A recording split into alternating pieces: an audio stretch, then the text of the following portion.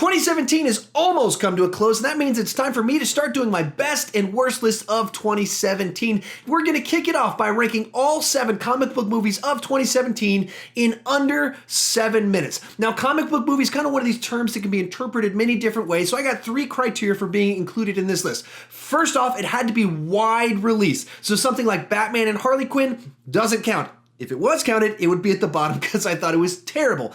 Second, it has to be based off of a comic book. So something like Captain Underpants or Power Rangers don't count for this video. Third, it has to be a superhero story. So Valerian, Kingsman 2, they also don't count for this list, even though they are based off of graphic novels. Now, before I get started, be sure to put your rankings down below in the comment section. If you want, you can include those other movies if you would so like to do so. Just tell me which ones you love, which ones you hate. Let's get a lively discussion going on with that. And also stick around to the very end of this video to learn how perhaps you could be included in one of my future reviews or ranking videos as I try and kind of include some other people's perspectives on some things. With that said, let's start the timer. Coming in last place is Justice League. Now, to start out with the positive, I really love the cast here. The actors that they put in these roles, I think, are just knocking it out of the park. I love these interpretations, their interactions, their rapport with each other. This version of the Flash that's a little bit more neurotic than we've seen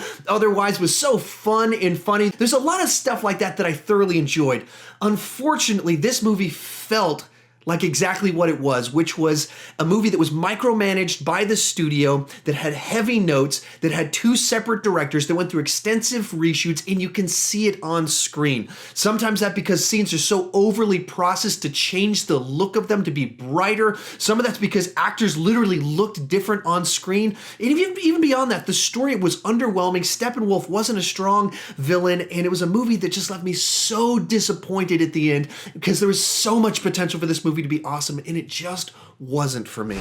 Coming in at number 6 is Guardians of the Galaxy Volume 2. Without question, the most unpopular thing I've ever said on my channel that I've gotten the most crap for was my take on Guardians of the Galaxy Volume 2, specifically where I ranked it in my last MCU ranking video. But to be fair, I gave it a positive review when I reviewed it when it first came out. I thought it was really funny. Like, I was laughing out loud throughout the entire movie.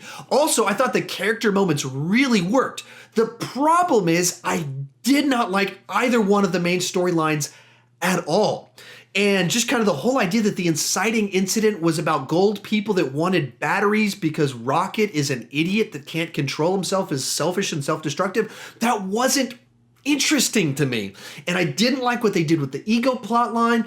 And there was just a mean streak throughout the whole thing with the humor that left a really bad taste in my mouth when you have a grown man insulting a woman's appearance throughout the entire movie and Groot being tortured by grown men. There's a lot of stuff like that was just really off-putting to me. I wanted to love this movie, but at the end of the day, this was the most disappointing theatrical experience I had in the entire year. At number 5 is the Lego Batman movie. I wasn't really sure how they were going to manage to follow up the Lego movie with a spin-off movie just about Batman, but once again, they cracked the code, and it's true to the Lego movie in that it's chaotic, it has this sense of building, fun, creativity, all your characters coming together, and it's also true to Batman, and it's kind of a character study of his loneliness, how he pushes people away, the ego of a person like this, and in doing so, it makes for a very unique cinematic experience that's kind of like a spoof movie, kind of just a straightforward Batman movie, while being not a straightforward Batman movie at all, but a very fun, entertaining movie that just throws so much at you, and most all of it sticks. It's a little bit too chaotic for me, a little bit too ADD for my taste, but at the same time, it's probably because I have to rewatch this movie all the time because my kids love it, and they replay that I'm Batman song from the movie every single time we ride in the van together. So all in all, this one was quite fun.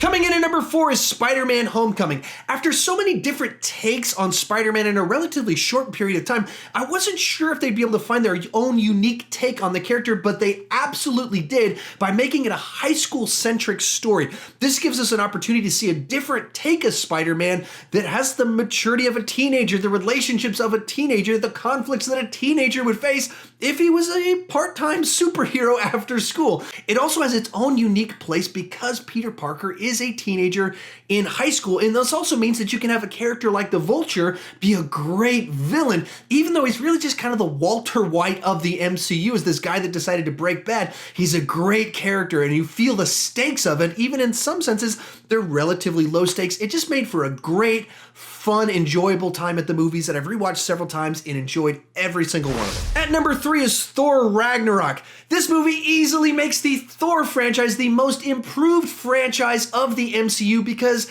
without a doubt, this is my favorite of the Thor movies. They reinvented the franchise, but just injecting it with fun and humor and this crazy synth soundtrack and Led Zeppelin, and just filled the whole movie with a vibrant set of characters played by amazing actors. And they're all stealing the scenes that they're in a movie where Loki's stealing all of his scenes. And then there's some cameos of some people in a play and they steal their scene. But Chris Hemsworth is absolutely knocking it out of park. But maybe the best character is a rock monster. That's the type of movie this is. As I talk about it, it puts a big, gigantic grin on my face, but it's also a movie that had stakes and explored this world of Asgard, and it has consequences that change the cosmic realm of the MCU. All in all, easily, this was the most fun comic book movie of 2017. Our runner-up is going to be Wonder Woman. This is a movie that just works on all kinds of levels. Of course, you've got great action and visuals and these iconic shots of Wonder Woman in action, but what really drives the movie forward is the relationship between Wonder Woman and Steve Trevor, and our two leads just have such great chemistry between each other that you absolutely buy that they would fall in love and respect one another for the character qualities that they have. Also, they're both very attractive human beings. All along the way, there's a great sense of humor with this fish out of water comedy going on as Wonder Woman goes into the modern age, and by modern era, I do mean 100 years ago during World War I. But beyond that, it's a movie that has something to say about war, peace, why does mankind do what it does, and just makes for a delightful, unique cinematic experience. But coming in first place is going to be Logan. For me, this was easily the most emotionally satisfying comic book movie of the year, and there's a simple reason for that. It was a perfect bookend to the first 10 films of the X-Men franchise. We were first introduced to Hugh Jackman as Wolverine and Patrick Stewart as Professor X 17 years ago,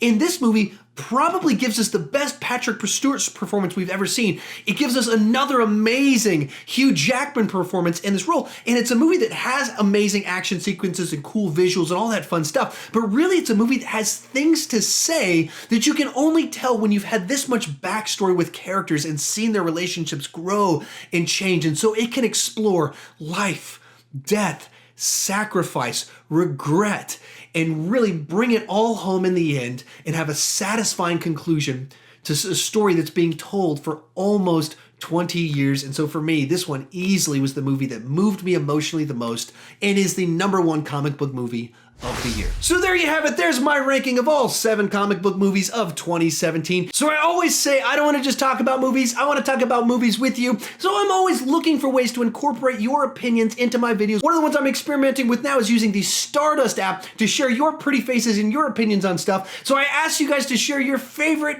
comic book movies of the year and your least favorite comic book movies of the year on the Stardust app. And here's what some of you guys had to say. Marvel and Sony's new iteration of Spider-Man is great. Tom Holland gives probably my favourite Spider-Man performance to date. Logan, what can I say about this movie?